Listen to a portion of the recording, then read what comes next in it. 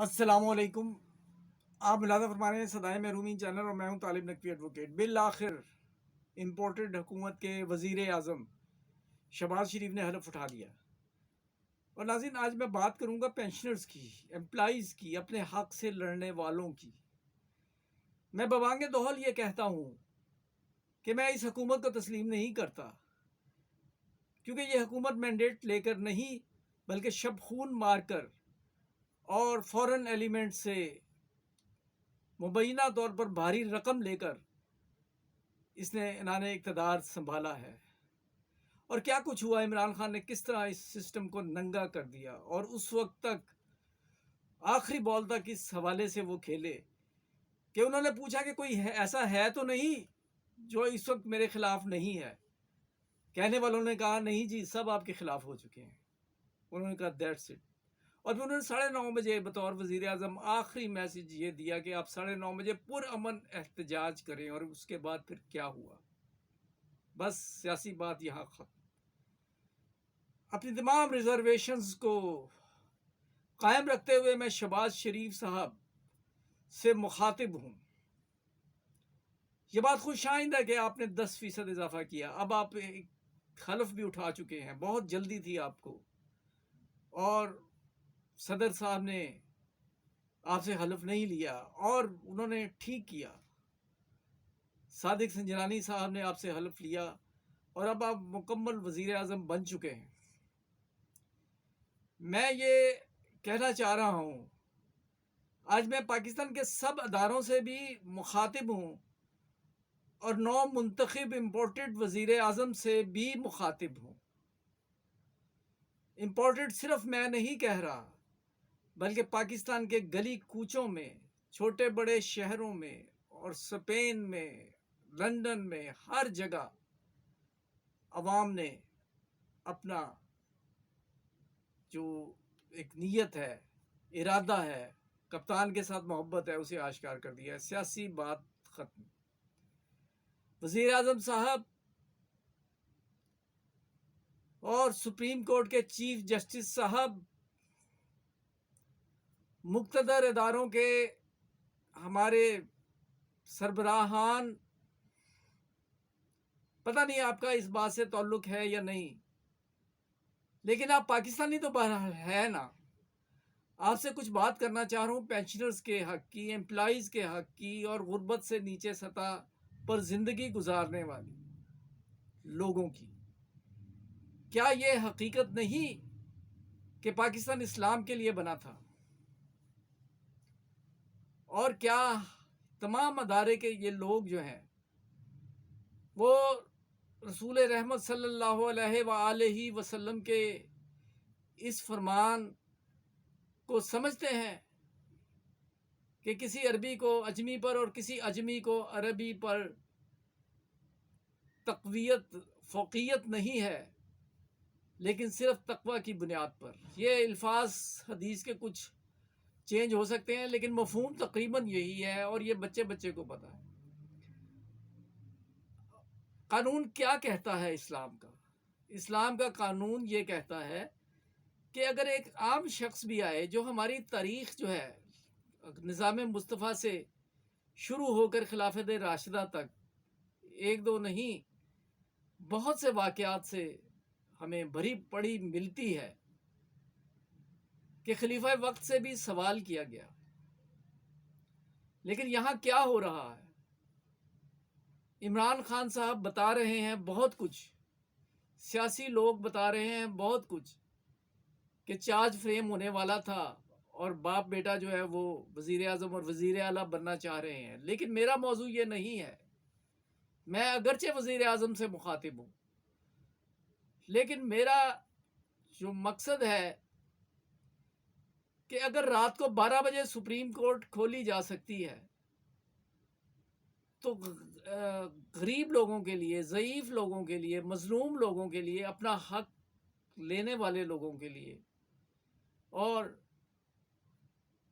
गैर बेकारी लोगों के लिए उनका हक शजरे ममनुआ क्यों बना दिया गया है? हम ये बताना चाह रहे हैं। मैं वज़ीर आज़म से मुखातिब हूँ اور میں وزیر اعظم کو تمام تر اختلافات کے باوجود سیلوٹ کروں گا کہ اگر آج وہ بھی یہ مسئلے سن لیں. میرے لیے فوقیت ہے جن کے نام پہ میں نے چینل بنانا شروع کیا، صدائے محرومین، اور یہ 3 کیٹیگریز کے پینشنر سمیت، جہاں میں نے امپلائیز کا اجتماع دیکھا، یہ فرض سمجھا کہ وہاں جا کے ان کے درمیان میں نے ان سے گفتگو کی، ان کے حق کے لیے آواز بلند کی. پہلے میں نیشنل بینک کی بات کرتا ہوں کیونکہ دورانیہ جو ابتدائیہ بہت طویل ہو گیا ہے. ناظرین، یہ آج میں نے اس پہ غور کیا ہے. میں ای او بی آئی کا بھی معاملہ دیکھ رہا تھا، اور آج تک میں ای او بی آئی کو اور ریلویز کے پینشنرز کو مظلوم سمجھتا تھا. لیکن میں یہ کہہ رہا ہوں کہ مظلومیت میں نیشنل بینک کا بھی ایک پہلا نمبر ہی میں یہ کہوں گا. پی ٹی سی ایل پہ میں بعد میں آؤں گا، پہلے نیشنل بینک کی بات کروں گا. نیشنل بینک کے حوالے سے ہمارے لیے جو خبروں کا سورس ہمیشہ رہے ہیں وہ ہمارے دوست ظفر صادق صاحب ہیں، اور وہ انتہائی مخلص ہو کے ساتھ چلتے رہے ہیں، اور انہوں نے کچھ اور لوگوں سے بھی ہمیں متعارف کروایا. ان سب کی بنیاد پر میں یہ معلومات آپ سے شیئر کر رہا ہوں بڑی ذمہ داری سے.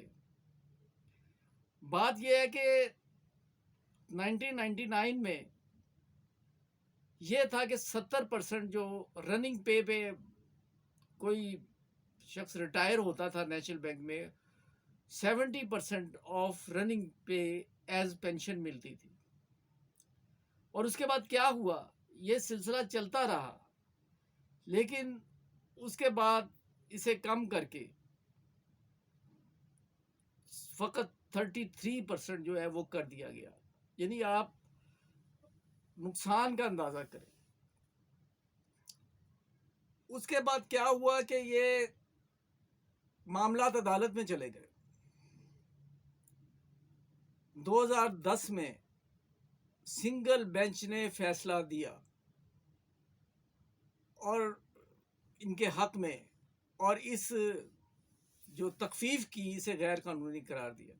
سب سے زیادہ بڑا ظلم یہ ہے کہ ونس اونلی 2017 میں 10% ان کا اضافہ ہوا، اس کے بعد ان کا کوئی پینشن میں اضافہ نہیں ہو رہا.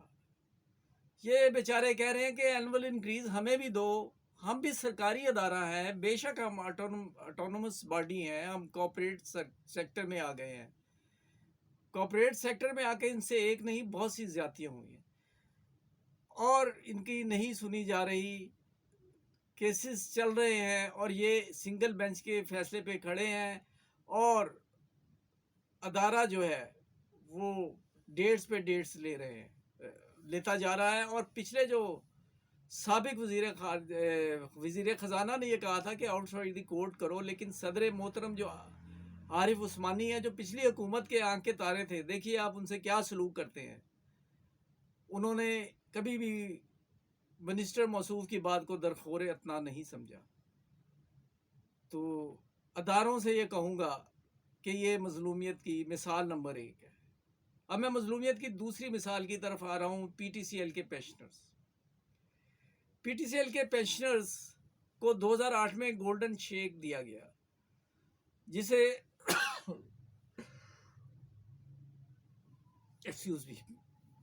جسے نام دیا گیا وی ایس ایس کا، والنٹریلی سیپریشن اسکیم.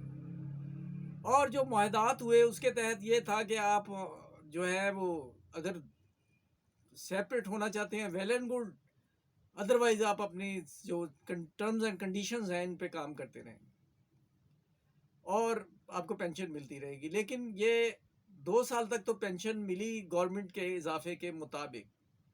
اس کے بعد چونکہ اعتصالات نے ٹیک اوور کر لیا تھا، اور بورڈ آف ڈائریکٹر جو پینشن ٹرسٹ جو ہے، پینشن ٹرسٹ نے اس میں حکومتی اضافے سے ہٹ کر 4%، 3% اضافہ دینا شروع کر دیا.